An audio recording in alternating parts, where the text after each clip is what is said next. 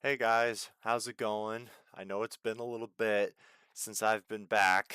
Um, to be honest, I've kind of been on and off this channel for like a year now. I go like super hard and then I take way too much time off. I apologize for that.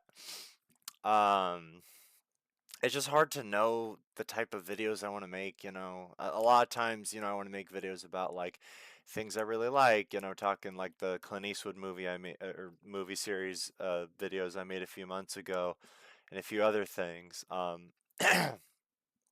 Anyway, um yeah, today I wanted to talk about experiences.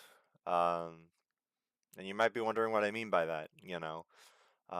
And I do want to get back in the next few videos to talking about Uh, I'm going to see the new Spider-Man movie soon, so definitely going to be talking about that. My excitement for Avengers Doomsday, all that stuff. But I wanted to talk about experiences in this video today. You know, I tend to make my videos just talking commentary stuff. Whatever I'm thinking or feeling is what I talk about. I don't usually write a script, not anymore. I just try to speak from the heart and talk about the things I want to talk about. Um, so that's the trick, is trying to figure out exactly how to engage and what to talk about, what to say. Um, I've been getting a lot of content recommended to me about like mental health and certain things, people have been struggling with. I've seen like YouTubers all the way from like as little subscribers as I have, like 100,000 subscribers, just talking about I don't know, their life and experiences and mental health and kind of their opinions on the world. I try to leave my opinions out of it. No one cares about that. But, talking about my experiences, I thought I'd give that a try. I obviously don't want to make this a 15-hour long video. I've been through quite a few crazy things in my life. But when I started this channel, my goal was to talk about, I was in a very rough place. Um, and my goal was to bring hope to people that were struggling because I was struggling. I was in the system. You know, I was essentially living in a halfway house, or whatever you call those places where you have to go to a house for people that are struggling. Um, you know, and my goal was to just talk about things. I felt like I felt pretty bad, so I just wanted to try and help others not feel bad, and I still want to do that. I'm a nerdy guy, talking about the Marvel and the Star Wars and the movies, that's who I am. But I'd be remiss if I didn't mention reality sometimes. While fiction and all that is a great escape and it's a great outlet for sure, um, sometimes we got to get to the real stuff, and I feel like that's something I want to try and do more on this channel. So, experiences. What are experiences? Well, just put in basic terms, they're things we go through that shape who we are. You know, one person might go through the same thing as another person, but have a completely different outlook and a completely different experience than that person. The exact same thing can happen, but that person might come away with it with a different opinion, a different outlook. It's actually kind of wild how that happens, and while that seems obvious, growing up, I didn't really think that that was obvious. They always say you're never alone. That's a big thing that you're told as a kid by adults, and whether that's your parents or whether that's your, you know, health professionals, if you have them at the time, like I did, you tend to, you tend to kind of internalize that, I guess. You're not alone, right? But I feel like there's a difference between feeling alone and being alone, right? Feeling alone, you can be surrounded by people, right? But you'll feel alone, and that's confusing because you're like, I'm around all these people. And sometimes it's people you like, That's the real kicker. You're there and you're like, but these are people I like. Why do I feel alone? That shouldn't happen. That's wrong. And take it from someone that's been both and is both a lot. You know, they come with their own set of struggles. They come with their own set of struggles. Um, you know, this YouTube channel has been an outlet for me, and I've really appreciated the fans, the few viewers that I do have that tune in. I hope to grow that more, consistently is my goal, of course. And, most of my videos I'm probably just going to talk about, well, I don't want to say fun stuff because I want to just talk about things that I want to talk about, but there will be more videos about me talking about, like, like the SpongeBob video I did. Because SpongeBob is, my cartoon. That's what I grew up on. I know I look a lot older than I am, but um, you know, so I grew up. I'm Gen Z. I grew up on SpongeBob. That was what I grew up on. I mean, a bunch of other cartoons too. Like Cartoon Network, Nickelodeon, Boomerang, all that stuff. Um, but SpongeBob was always my favorite. So anyway, the point of experiences, and that was an experience in itself. Watching that, experiencing that. I always took things away from fiction.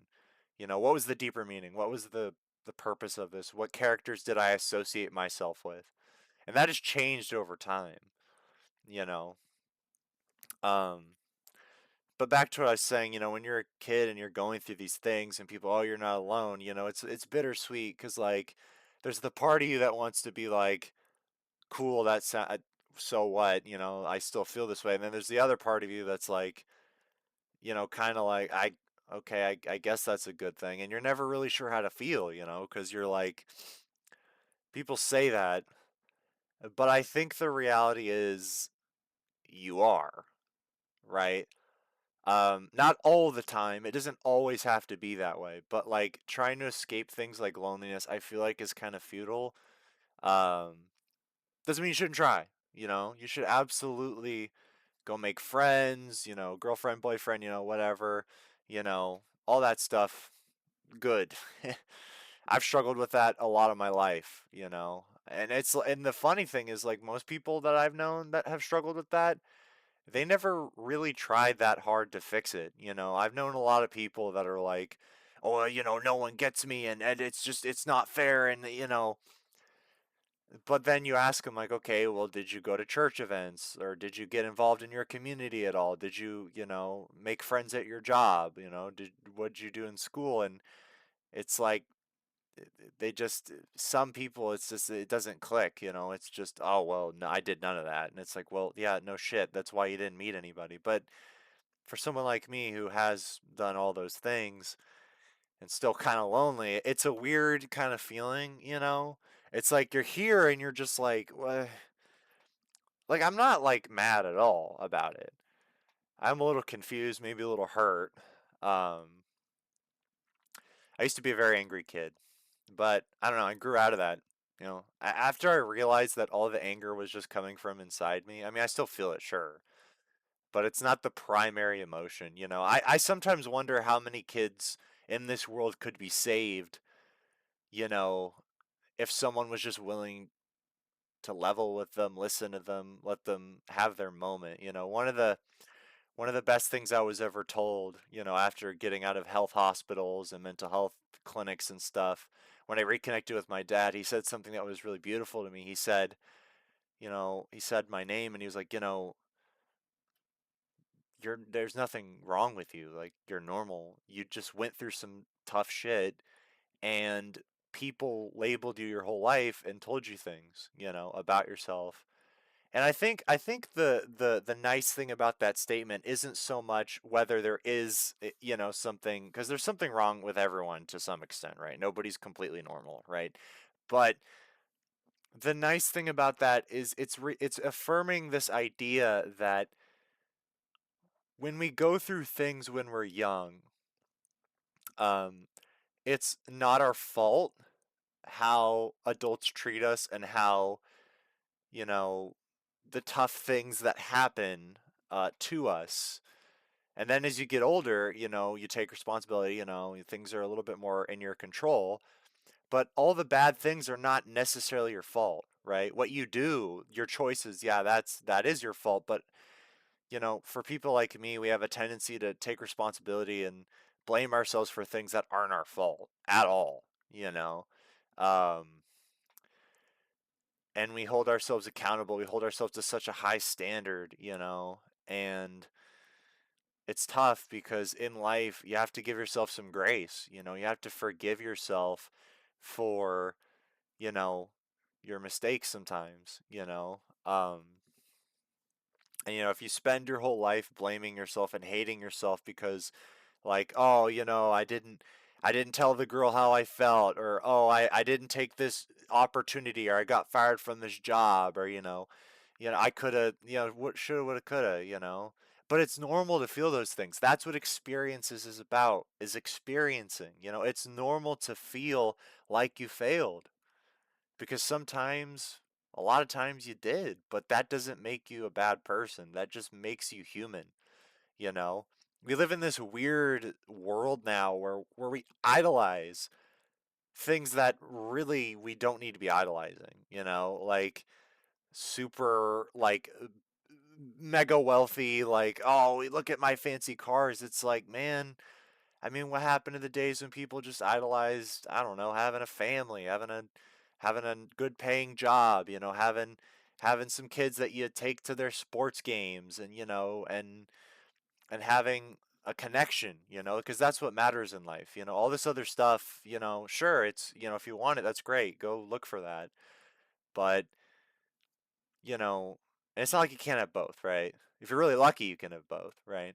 But that dream that lives within every person of wanting connection and wanting to be close to other people, that's been distorted a little bit, I feel like, in recent times and in the way the world is now. Um, in my experiences, I just know I've struggled with that. You know, I've known a lot of people and throughout my life. I've moved to a lot of different places, not really willingly a lot of the times, but most of the times I was a kid and I was an adult, and sometimes I made some bad financial choices, and sometimes I just needed to move, and I did that. And you know, the experience of all that led me to a place where I realized, like, oh, yeah, this is tough, but it's normal at the same time. It's okay to feel let down sometimes. Um, I always would encourage people to seek therapy out. I'm seeing a therapist myself right now currently, and it's been very helpful. They've been very helpful, very, very helpful. Um, and we just got to stop comparing ourselves to other people. I mean, I used to do that all the time, you know, not so much like, famous people, because that's just ridiculous, but like people in your family, even. Stop doing that. You're your own person. You're not them. Like, you can, sure, it's normal to, like, have expectations for yourself's ambition. That's fine. But, living this life where you're just like, oh, I need to be like them. I mean, I've done that. I've done that. I still do that, and I'm trying to learn how to not do that. You know who I do that the most with?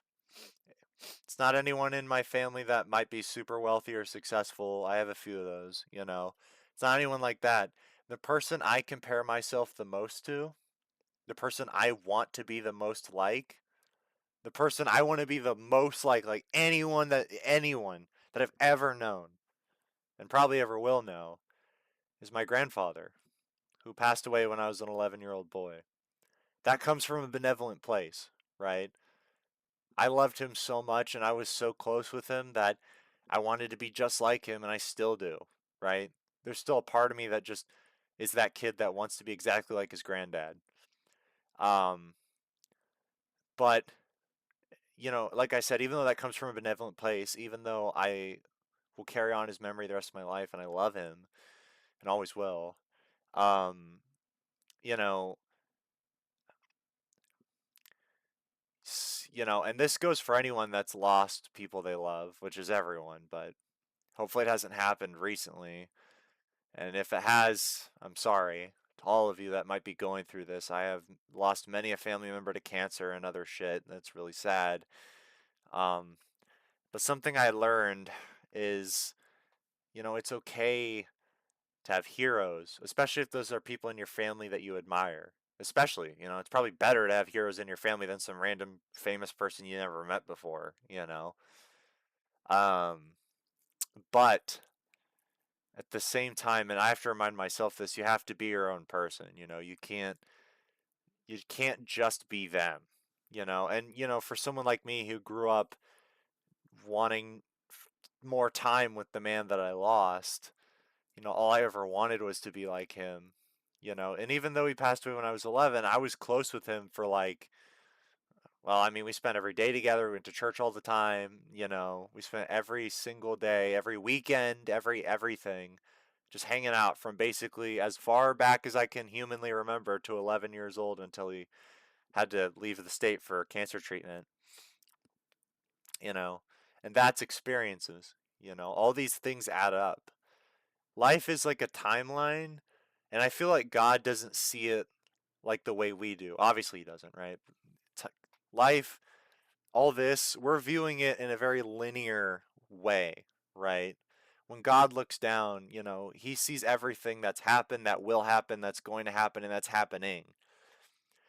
This is common. I know many of you can relate to what I'm about to say. How many times in your life have you thought, I just wanted this one thing to happen, and then it didn't, and you were so depressed?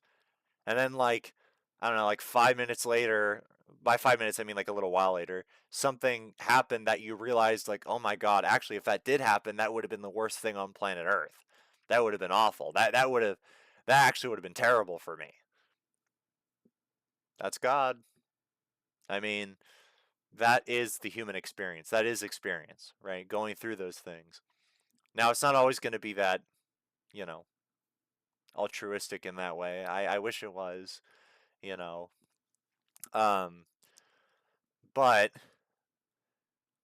when you go through these things, I just want everyone that watches my videos to know that I want to be as real with all of you as possible. But also, I don't want to give you like sadness. I want to give you hope, So I want to be real, but I want to be kind, you know. Um, because that's the person my grandpa was. He was real and he was kind. I remember. Well, I'll probably just tell this last little bit of the story and then I'll end the video because this video will be like 2 hours long otherwise. Um, However, when I was a little kid, I might have been like 8. I used to like doing puzzles. I kind of stopped liking them after I had to do puzzles that were over 100 pieces. But my grandpa loved puzzles and I love puzzles. Um, and, at the time I was going through some neglect from some parental figure and things were getting tough, and my mom was going through a rough patch, but we handled it as a family, but it was tough. And excuse me, um, my grandfather walked into the living room and he saw me, and I'm just sitting there doing my puzzles, and he's talking to me, asking how I'm doing, seeing if I want to go get dinner soon. He loved buffets. I mean, who doesn't? Um, and we got to talking, and I don't remember how it came up, but I mentioned suicide. As an 8-year-old boy, I mean, that's crazy. Like, no 8-year-old kid should even like have like a function, like an idea of what that is. They should just be having fun and going to school and making friends. But you know, some kids like me had to deal with that early, and it's tragic. So I told him this, and I remember his demeanor and response was so reassuring and kind. He came up to me and he basically was just like, he kind of smiled like he usually does, that warm reassuring smile he had, and was basically like, well, that wouldn't really solve anything, would it? Or something like that. I don't remember, like, I'm better at remembering situations than exact words and details like that, but that was the gist of what he said, was like, oh, why do you think you feel that way? And I kind of told him, and he, said I wanted to run out into the road and get hit by a car.